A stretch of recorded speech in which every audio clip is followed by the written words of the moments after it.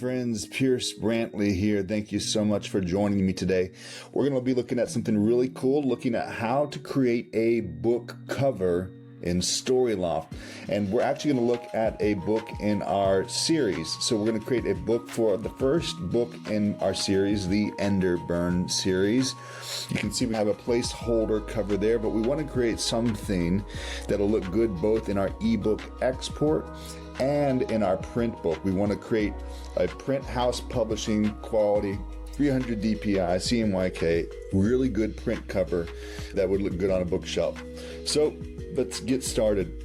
In order to create a book cover, we're going to go to the covers section of Storyloft. Now, when we go here, most of the time you're going to see this pop out here. This is so you can interact with Eddie. Eddie is the integrated AI here in Storyloft who helps you with all things books.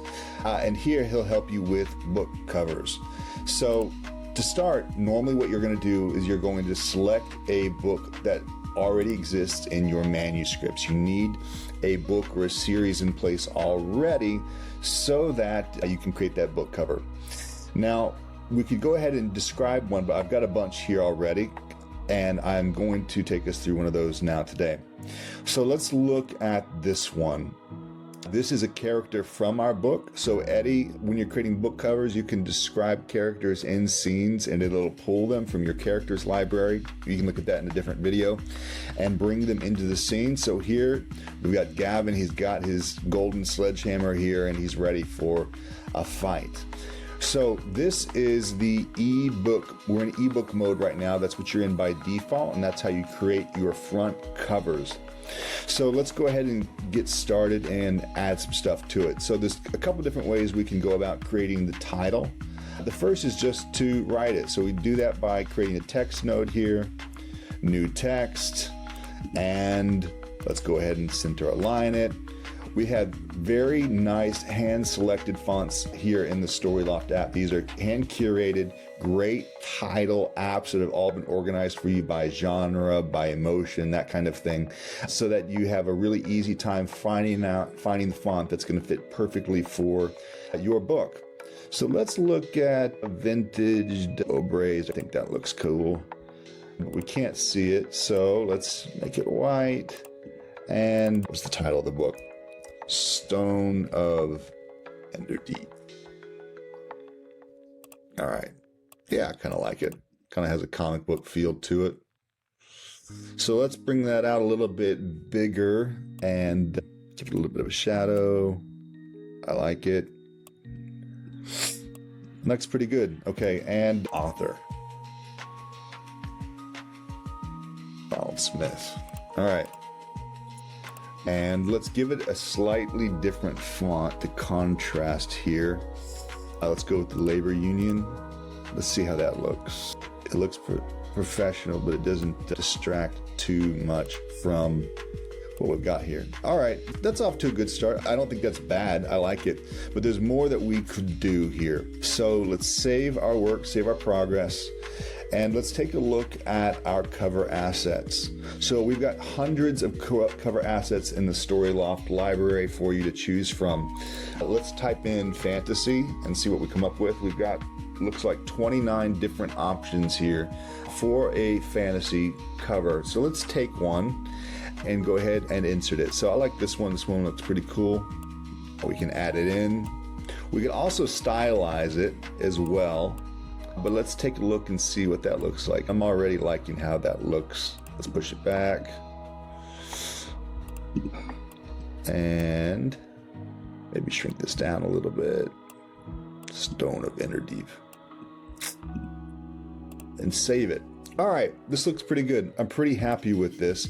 But let me show you a different way that we could go about creating a really epic custom title logo for your book. So if you think your book deserves or needs something that's really stand out, especially let's say you're doing something with series, you don't actually have to use fonts at all.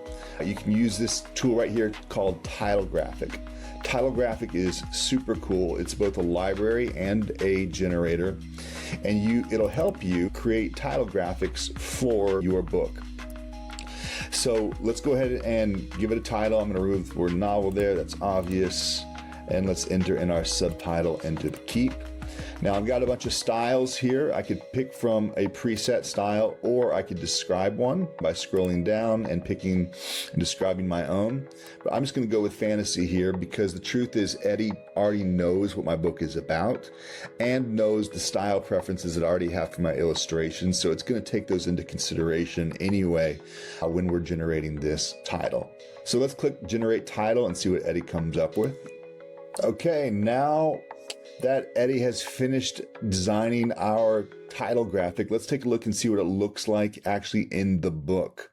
So real quick before I do that though, let me show you Browse. So Browse shows you all of your different title graphics that you might have been creating for your book. And it matches their background so you can see them really easily, which is a nice little feature. So I'm going to click Insert Title here. And let's take a look and see what this looks like. Oh man, I am so happy with that. That looks fantastic. That looks so good. I love the contrast. So one of the cool things about Storyloft is that it actually matches these graphics and your shadows and your glow and all that type of stuff. It actually matches it to your cover. You don't have to worry about color matching because Storyloft is really smart and it matches all your colors for you. Now you can do a little bit of tweaks if you want to. Let's say I want to make this just a little bit brighter and pull the contrast in and maybe make it a little bit warmer. That's fine. Now, and then I've got my shadow options and my glow options, small, medium, large. So you can see if I were adding a glow here, it's slowly increasing a glow that's very subtle. It's because it's matching that glow to the lights in the background, so everything looks cohesive and nice together.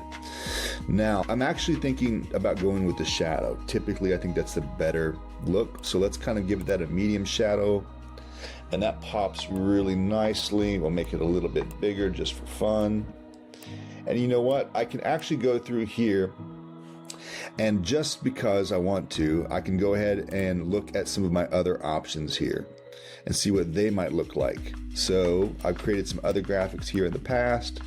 This one has a really nice stone effect, as you can see to it. So I might go through there and add a deeper shadow. Pretty cool. Just a little bit dark, maybe, you guys think? So let's just notice that it's matching everything as I'm increasing the brightness. So let's save that. That looks pretty good. Stone of Enderdeep. And now let's move on to print. Now that we've got that here in place. Oh, real quick. If I go to export here, I can download my image, right? This is your asset. You can use this for marketing purposes or for whatever you want. You can download this image here, but you can also download your PNG or your PDF versions of this file as well. And here in a little bit, I'll show you how to include this inside of your ebook. All right, so now that we've saved our book cover, let's save it one more time, and then we'll go to print mode. Print. Now, it's already set up the basics for you here. I did put in a background, but I'll show you how to customize that.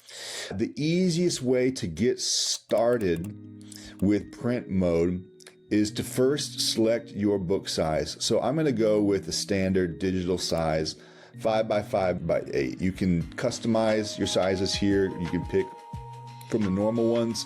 You've got lots of options, and you can always go back through and adjust the bleed if you want to. So let's make that 1.25, make it a little bit tighter. And I know my page count is 238. So we'll set that, which looks really good. And we should be good to go. All right. So now that we have set up the boundaries of our book, wasn't that so fast? We can go through and customize the rest. So let's start with just getting caught up with where the ebook version is. So to do that, click Sync Cover. It's going to pull over our layer assets and do its best to match them. You're going to have to do a little bit of resizing probably, just because obviously your book cover is going to be a different size than ebook cover, but it'll get pretty close, which is a great handy tool to have in place. So that looks good. That looks good. I think I will probably give this a heavy shadow Yeah, a heavy shadow on print because it'll come through a little bit more clearly, I think. And that looks pretty good. Maybe a little bit bigger. Yeah, there we go. I love it. All right, done. Now let's add the spine content. Click on Add Spine Content, and it's going to add your title, your working title here, and your pen name or your author name here. We'll go ahead and customize this for our author here, Ronald Smith. Let's go ahead and use our other font from before. What was it? It was Labor Union, wasn't it? Keep me honest, guys. There we go. Oh man, it looks great. Okay, cool. And same thing here again. Go down, Labor Union, white, and let's give this one just a little bit of a shadow. Oh, we see that. Yeah, I like that. Oh, yep. And we don't need the word novel, do we? It's obvious. I hope by now it's obvious it's a novel. All right, let's go ahead and save our progress. I love it, looking good. Now, how do we get these nice backgrounds? Obviously, the challenge with a print book is you need a background that matches your artwork, but you don't want it to distract from the cover. We've come up with some really cool tools at Storyloft for that, and one of them is this Generate Full Background button. So what happens when we click Generate Full Background is this. Click this button, it's going to think for a minute, and what it's going to do is it's going to go look at your background image, your illustration that you did from earlier, and it's going to go look at the colors and look at the style of your book and come up with what it thinks is going to be a nice distraction-free background for text that matches your cover artwork. Now you can upload your own background too. You're not stuck with using just this generator, but it's a very handy tool that does a really good job of matching the background with your artwork. Perfect, okay. And you can see it came out with something pretty close again. I still really like it. This is gonna look great with text on top of it. So the next cool tool we have is the Generate Cover Blurb button.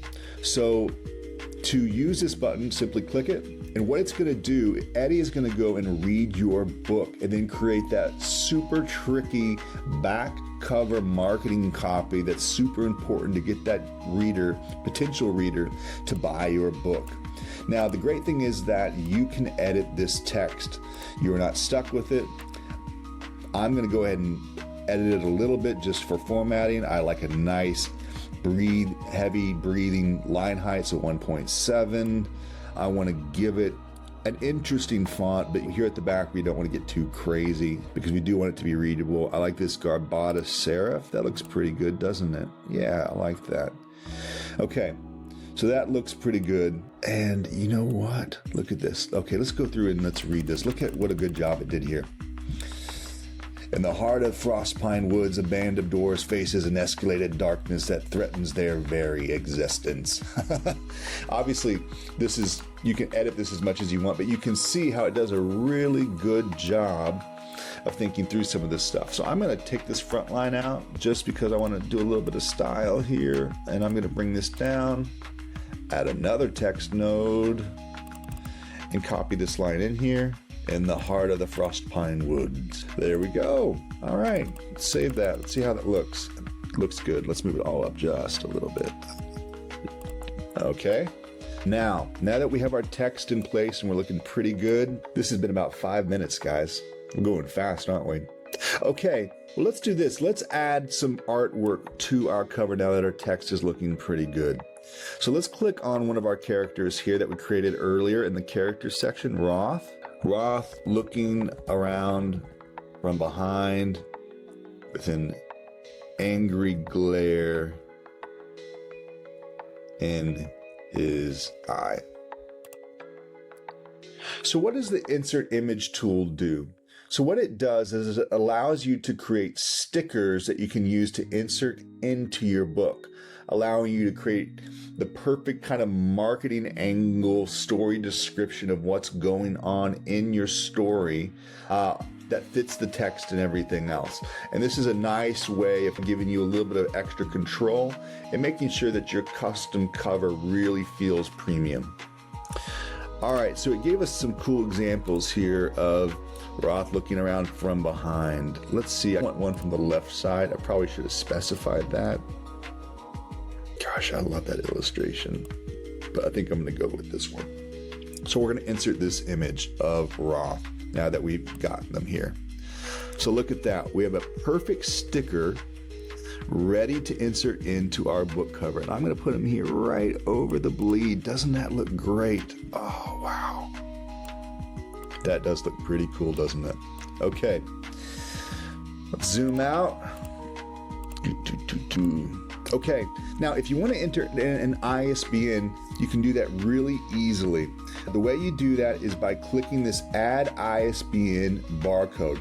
I'm going to click this and go grab a barcode for us to use. All right, now I've got our ISBN number. We use the 13-digit version here, so you need to make sure you have a 13-digit ISBN number in order for this barcode generator to work. I have one, so I'm going to click Generate Barcode. And when I do that, I get a perfect barcode put here in the bottom right corner for me.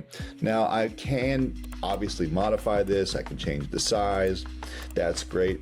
But it gives me a little helpful start just to get everything the way I want it.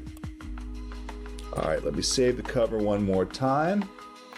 And now we are good to go. I think this looks pretty good. We've done it here all in less than 10 minutes, which is just truly fantastic. Now, a couple of little other things you can do here. You don't need to show your bleed lines. If you want to take them off to remove them, that's fine. You can calculate your spine width manually in inches. You don't have to use page count. This will calculate the spine width for you, but sometimes you might want to go back and forth depending on the weight of the paper that you want to use. Now, lastly, what you can do here in export, you have multiple options. Once again, you can download just your artwork. You can download a PNG. You can download a quick PDF, but we also have a print shop RGB PDF.